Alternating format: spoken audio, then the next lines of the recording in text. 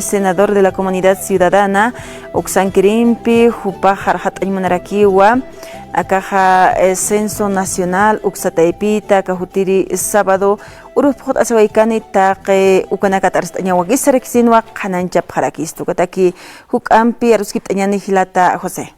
Claro que sí, estamos en entrevista vía Zoom con el senador de Comunidad Ciudadana, Rodrigo Paz. ¿Cómo está? Muy buenas tardes, senador. Estamos en vivo aquí desde Radio San Gabriel, aquí en el programa Un Encuentro con el Pueblo. Muy buenas tardes, senador. Muy buenas tardes, mandarles un cariño. Sé que la anterior semana, si no me equivoco, estaban de aniversario, ¿no es cierto? Así que un abrazo, un cariño, y también por el Día del Padre, el día de ayer, un cariño para toda la gente. Gracias por la oportunidad. Gracias, hermano senador. Queríamos consultar en relación, ¿no?, al tema del censo, porque prácticamente estamos ya a días de que se realice esta actividad, ¿no?, desde colección de datos en lo que es relación al censo de población y vivienda. Usted mencionaba un poco, le quiero consultar, ¿el censo cree que sea confiable, creíble, transparente en lo que se está realizando desde el Instituto Nacional de Estadística, senador?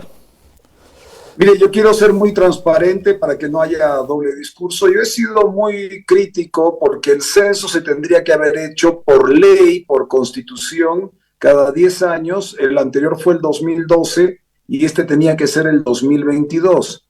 Yo entiendo que, claro, como el gobierno recién entró el 2020, después del COVID, de todo lo que pasó en Bolivia, entró en noviembre del 2020 ya, no tuvo tiempo ese 2020 para trabajar. Pero el 21, todo el año, el 22, todo el año, tendría que haber sido el censo en noviembre del 22.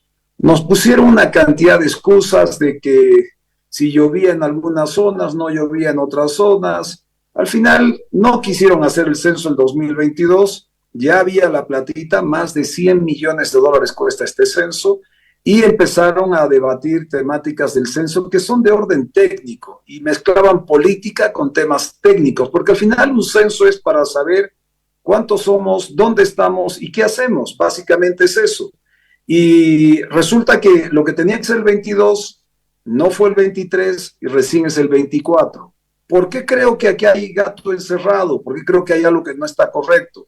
Porque claro, el 24 estás haciendo en marzo, y los resultados recién saldrán para finales de este año, los oficiales, como han indicado las autoridades, y es un censo más para información del gobierno que un censo que sirva para cómo se redistribuyen los recursos, cómo se redistribuyen, cómo se reordena el Parlamento y cómo debatimos las diferentes regiones del país un pacto fiscal, un nuevo acuerdo social. ¿Cómo vamos a usar los recursos? ¿Para qué producir? ¿Dónde hay que generar mayor inversión? ¿Dónde se necesita más apoyar? Por ejemplo, La Paz, Chuquisaca, Potosí, también en cierta manera Tarija, Oruro, son departamentos que expulsan. La gente migra, la gente se va.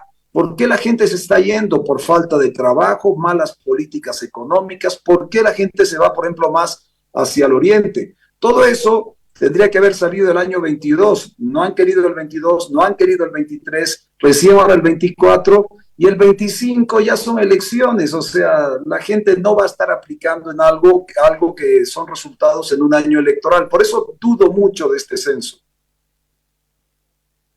En relación a que este censo podría convertirse en un instrumento de persecución, ¿a qué se refiere con ello? Por ejemplo, un cholet. Yo tengo un cholet en el Alto y el censo no te pueden, que conste que no te pueden preguntar tu nombre, no te pueden preguntar ingreso, no te pueden preguntar nada de eso. O sea, el censo no tienen por qué entrar a tu casa, que quede claro.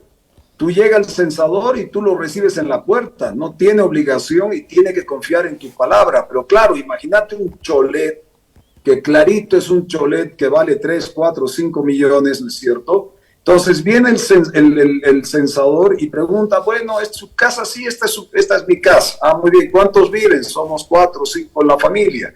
No te pueden preguntar de tus ingresos, pero sí te van a preguntar a qué te dedicas. Entonces yo soy vendedor de frutas o soy albañil, una cosa así. Ah, entonces esa información se queda registrada. Y de ahí como el INE, aquí viene mi punto de fondo, por eso yo no creo en este Estado, no creo en la gente que está trabajando, porque más se preocupan por el poder político y por cobrar. Viene el INE, que no es una institución autónoma, independiente, sino depende políticamente del gobierno de turno. Ahora el que gobierna es el que manda en el INE. Resulta que pasa la información, mira, en tal lugar hay un señor que tiene una familia, tiene un cholet, tiene tantos pisos, el valor de la casa más o menos son 3, 4, 5 millones, y el señor dice que es frutero. Entonces, con esa información, ya si tú traspasas esa información a la parte impositiva del país, tú ya puedes empezar a identificar una serie de sectores que no están pagando impuestos o que tienen comercios ilegales o que tienen algún tipo de negocio que no está registrado. Porque esto no debería pasar. El INE es una instancia autónoma que no debería transmitir este tipo de información. Ellos deben transmitir conclusiones para que cuántos somos, dónde estamos, a qué nos dedicamos, ¿no es cierto? No. Pero ahora, con la politización del INE y hace lo que el gobierno le pide, pues si quiero enterarme dónde hay cholets en el Alto, quién tiene casas de primer nivel, cuántos autos tienen, una cantidad de información, se vuelve ya un censo de investigación, un censo policial, un censo que transmite información a otras instancias del Estado para generar un ámbito persecutivo. Solo te doy un ejemplo en el tema impositivo, por ejemplo, impuestos, gremiales, comerciantes, transportistas. Tú estás en tu casa y en tu parqueo tienes 4 o 5 camiones que no los has declarado, el censo los va a registrar, el censo los registra. Entonces ahí hay un problema. Al no ser independiente, el INE, el Instituto Nacional de Estadísticas, yo no les creo nada. Por eso considero la posibilidad de esa información se pase a la parte del Ejecutivo Nacional para darle otro tipo de uso.